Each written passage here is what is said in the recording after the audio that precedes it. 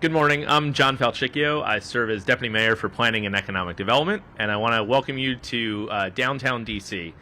Today we're talking about a very important topic, which is how we create more housing in the downtown. So we are calling this Fair Shot Week, which is an opportunity for us to talk about all the programs that we have in order to help the district become what we like to call the district of comebacks. It's really important that we think about how we get beyond the pandemic and how we make a better DC. And so Mayor Bowser has tasked DemPed and our partners to really think about what we do to stimulate more housing in the downtown. Right now, if you go and walk around downtown, you'll notice that only about 10% of the buildings or the uses downtown is residential. And that means that the 90% of buildings downtown really have lost a bit of vibrancy because of the pandemic and some of the economic impact of it. So what we wanted to do is actually figure out how we create more housing downtown. So today, on behalf of Mayor Bowser, DemPed is launching what we call Housing in Downtown Request for Information. What this will allow us to do is to figure out with property owners what the opportunities are to create more housing in the downtown. So we're looking for those hidden gems like 1313 L Street, which we're standing in front of today, which was formerly an office building, was about 6 stories, and will soon be 222 units of housing. This is actually the first housing that will be started in the downtown DC bid since 2011. So if you think about it, over the last 10 years, despite the housing pressure in the District of Columbia, we have not started any housing in the downtown DC bid. So what we're looking to do is to find ways to work with property owners to take a space that's underutilized and to actually put it back to productive use with housing. What the RFI will also allow us to do, we're really excited. You know, the mayor's had a focus on creating housing and also creating affordable housing. So what the RFI will allow us to do is to really work with property owners to have them give us a couple different models for delivering affordable housing and workforce housing. So we will see what those models show, and then that will help us put together the toolkit to make sure that when residential projects start in the central business district, that we actually are able to capture affordable housing and workforce housing within those projects. So you'll see to my left is actually the housing, the residential that exists currently in the central business district. And if you look at this chart, it's a little misleading because you see those little spots and they look really big and they look like they take up a good portion of it. But again, only about 10% of the uses of the buildings in the central business district are residential. We have to get to a more vibrant, the only way we can get to a vibrant neighborhood or neighborhoods throughout the central business district is to actually bring more residents downtown. And I'll close with this before bringing up Councilmember Pinto. We have researched as well in preparation for this Housing in Downtown RFI what it would mean for the district's bottom line. And it really does actually mean that the district's bottom line improves. We would actually see between $5 and $10 more per square foot in tax revenue if we create more residential downtown. Because instead of just a focus on the property taxes that an office building generates, we would actually see more in income tax, more in sales tax, and of course some property taxes from that residential development. So for us, we've got to figure out how we take that win-win of more vibrancy and more tax revenue for the district and make it a win-win-win-win, which is adding affordable housing and workforce housing into the central business district. So with that, I want to bring the council member who represents all of that area that you see behind me here in Ward 2, and she is proud to represent the folks at the Downtown DC bid, the Golden Triangle bid, who are here with us today, and that's none other than the Ward 2 council member, Brooke Pinto. Well, thank you, Deputy Mayor Falchicchio. Great to have you all here in Ward 2 today on this gorgeous day. I love the win-win-win-win. That's quite a lot of wins, which is always good news. I'm really thrilled to join you all today to discuss resiliency and how to build more resiliency in our downtown and Golden Triangle bids. Really want to thank our Deputy Mayor John Falchicchio, Deputy Mayor of Office of Planning and Economic Development, of course Duncan Slidell, our Executive Vice President of Lincoln Property Company, and Director Andrew Trueblood, the Director of the Office of Planning. This pandemic has really been a watershed moment highlighting how we want to design the future of the district and our downtown core. And I'm thrilled that the Deputy Mayor mentioned our sales tax component, because that is such an important component of bringing more foot traffic downtown, not only where we live, but how we support our surrounding businesses, transportation that need more activity, especially now. We know that resiliency is built on placemaking, which ensures our communities are great places to live, work, learn, and play, which is what really all of these efforts to bring more people downtown are all about. The convergence and successful execution of these goals is showcased in developments that we've seen in other places around the city, like in Noma, Navy Yard, and the Wharf. And the major part of resiliency that has been missing downtown is residential development. We have the opportunity now to build this resiliency through the development of residential space, which is why I'm proud to have been working closely with downtown and Golden Triangle bids, and I see Leona here from the Golden Triangle bid, and property owners to support residential conversions. This fall, I introduced the Recovery Act to incentivize property owners to repurpose currently empty or underutilized commercial buildings for mixed-use developments and affordable housing, using jobs and green space as a driver for growth. Creating new jobs for workers, supporting businesses and entrepreneurs, and building market rate and affordable housing for residents downtown, we believe are key to building an equitable and sustainable recovery. We must take bold action now to ensure the successful recovery of our central business district and build resiliency for the future, while also generating jobs in construction, hospitality, entertainment, and high-growth industries. The Recovery Act does three things. One, it incentivizes mixed-use development, including the development of affordable housing using a real property tax abatement. It encourages businesses to locate in the central business district through a grant program, and it encourages entrepreneurship through tax relief. It is imperative that we invest in our brick-and-mortar establishments, facilitate conversions like these of vacant office spaces to affordable housing, hotel, retail, green space, and ensure our recovery and growth efforts are inclusive to local, women, and minority-owned businesses.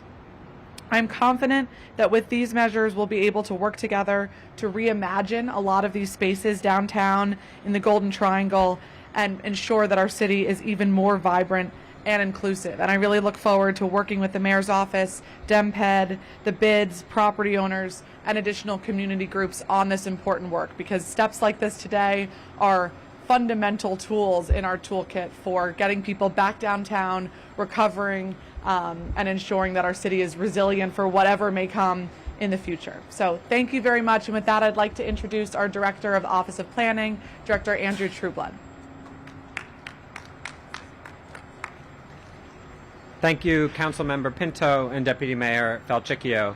I think I'm here to talk a little bit about how we got here. Obviously, I think both the council member and the deputy mayor spoke about the benefits in various ways of bringing more people downtown. I think a little bit about how we pride ourselves in the District of Columbia as being a city of neighborhoods, but I'm not sure if you ask what neighborhood we're in, if people would say downtown is a neighborhood. And I think this is a great opportunity. In fact, it's something that's been talked about for a while. I was looking before this event at some old plans, and there's a 1984 plan, Living Downtown, that really talks for maybe the first time about the importance of this. And I think this being residential, a mixed-use downtown with residents and residential and neighbors. And I think what's exciting about this moment, this RFI, but the broader moment we're in, is It's the idea that we can go from a concept or an idea that we all think is good to actually trying to implement it and using the tools and the market and working with property owners to get it done and to see the outcomes. And I think that is the important moment we're in. And it's just worth mentioning, it's building on a lot of work that we've done recently. A year ago, the Office of Planning put out a report about conversions. It found that generally it's hard to do downtown, obviously, which is why we don't see as many as we'd like. It's expensive, but there are some very specific particular opportunities, such as the building behind us, where that can be the case. And if we zoom in and focus on those opportunities, those buildings, those sites, those willing property owners, we can start to bend the curve and start to improve and start to create more neighbors downtown. And so that's exactly the intent behind this RFI. It's also worth mentioning this fits within a good deal of the work that we're doing around recovery and thinking about how do we recover resiliently as a city, and how do we address the challenges we have around office vacancies that have been created or that have been really exacerbated by the pandemic and by the work from home challenges. So.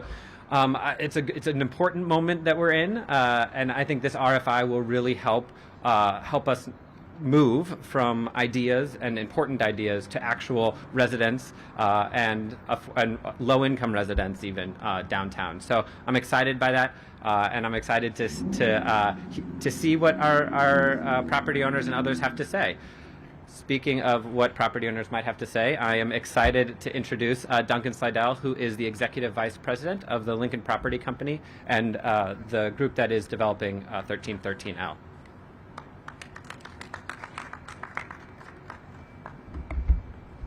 Thank you, and good morning. I'd like to thank the Mayor's Office, the Deputy Mayor's Office, Office of Planning, Councilmember Pinto, and anyone else is here in support of these projects today. My name is Duncan Slidell with Lincoln Property Company. I'm here today to talk a little bit about the projects, the office conversions that we're doing in downtown DC. And I think you can see one of them behind us right now. So we'll talk a little bit about that one first. But the idea of a conversion is actually not necessarily what's happening here. What we're doing is purchasing land with some structure and keeping some of the structure in place. And we're really rebuilding brand new high-rise apartments. So that's just a clarification of what we're trying to do here. Between these two projects, one here at 1313 L Street and the other 1125 15th Street, we should create just under 500 apartments in an area of town which has really lacked supply, as the Deputy Mayor just noted earlier today. If you look over my shoulder, you'll see 1313 L Street building. It's a 1984 Class B office building, 6 stories in height. And it was a very underutilized building owned by a nonprofit that wanted to consolidate their space and move to a different part of the town. So therein lied the opportunity.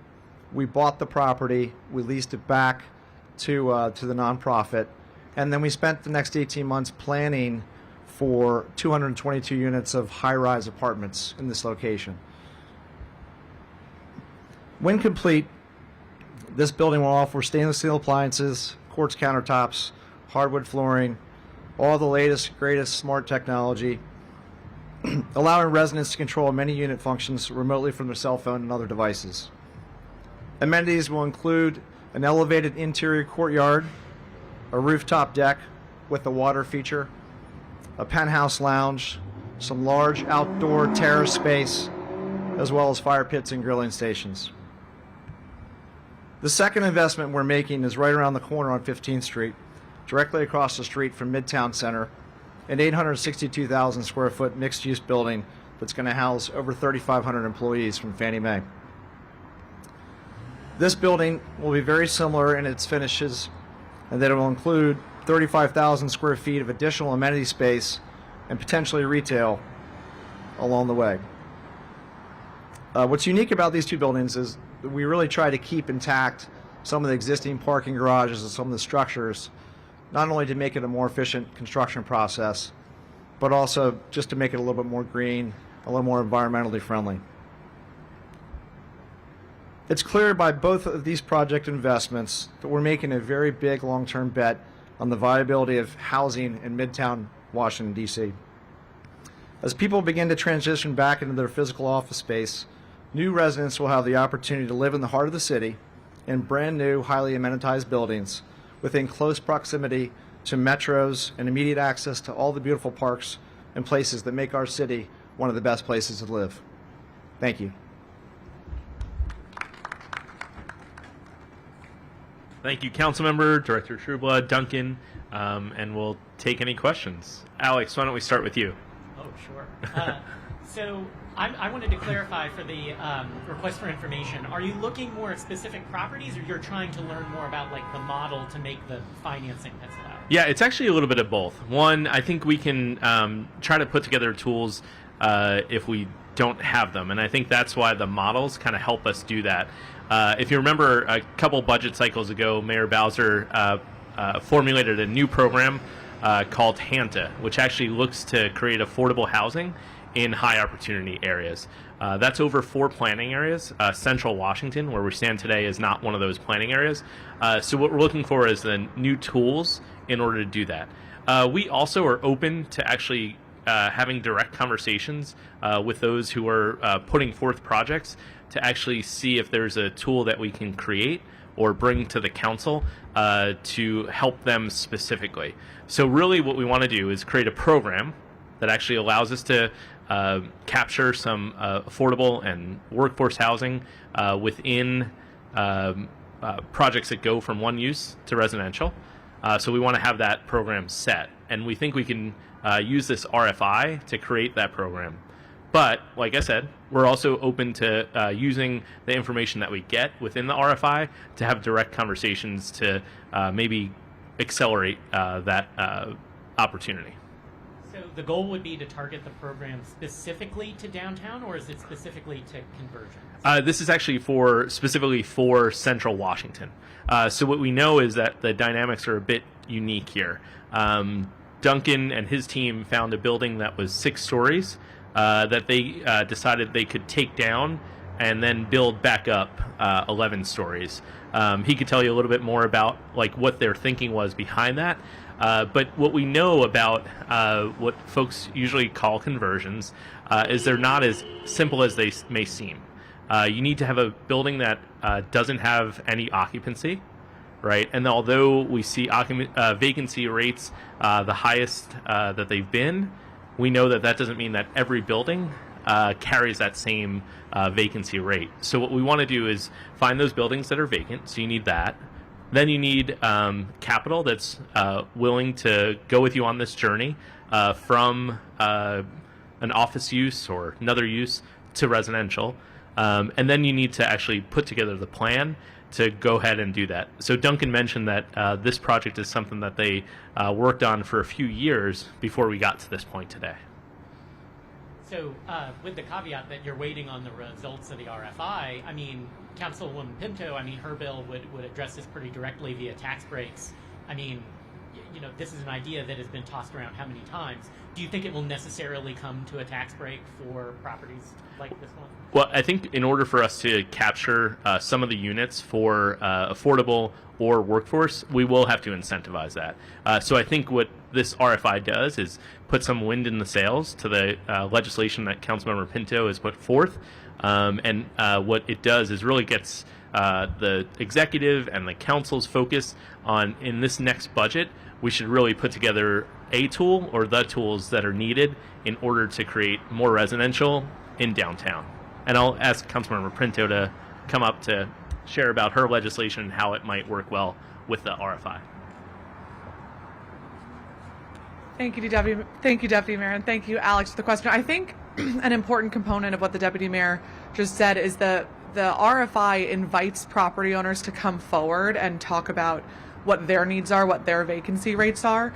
Our bill is really aimed at incentivizing particular types of conversion that already have the affordability component included.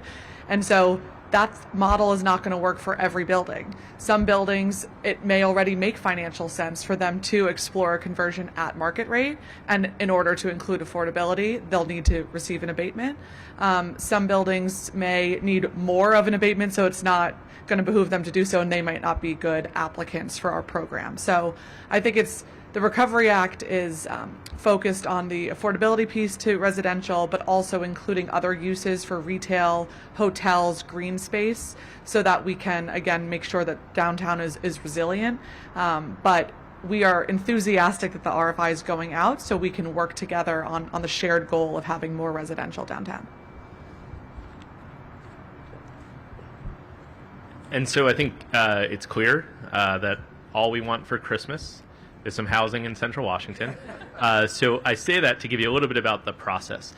So we'll actually open up the RFI today, and we'll allow folks to ask DEMPED questions between now and the end of the year. And then what we'll ask is we'll publish the answers to those questions shortly into the new year, and we'll ask property owners to get back to us by the end of January with specific properties that they're looking at. And also a few models. You'll see them listed in the RFI, and those models have different levels of affordability that kind of match some of the programs that we already have in place and some of the goals we have in place. But really, our goal in this is to figure out how Central Washington really contributes to Mayor Bowser's goal of 36,000 by 2025, and how we make sure that it also contributes to that sub-goal of 12,000 affordable units by 2025. So it will take a lot of work for us to get there in Central Washington, but today we really focus on that work ahead, and the RFI will help us do that. And I see our friends from the Golden Triangle bid and Downtown bid. Any questions from our friends there? I know they'll be working. We'll bring the mic around to Leona. I know they'll be working to make this known to property owners, but Leona? No, we are thrilled to death. We want to thank the mayor and the council member both for this program and for this kind of almost a partnership, since the both seem to be working together in a nice strategic way. So we applaud that. We have for quite some time, been talking about the need to create a more resilient neighborhood with a multiple number of uses, so that we were resilient. And I think COVID really showed that to all of us. And we're happy to be your partners. Property owners are happy to be your partners. I think all of us see the bigger picture and the need to diversify our economy, and we're excited that you're taking this step, and we're very grateful. Great. Well, thank you so much, and I think that's a good place to end. Appreciate everybody coming out today. Check out Mayor.dc.gov for the Housing in Downtown RFI, and of course, we'll list this on our other website, which I love to promote, which is obviously dc.com, which is where we post all of our programs, our grant opportunities, and then this housing opportunity as well. So go to obviously.dc.com, and that's where you could find out more about all that we promote during this Fair Shot week. Thank you.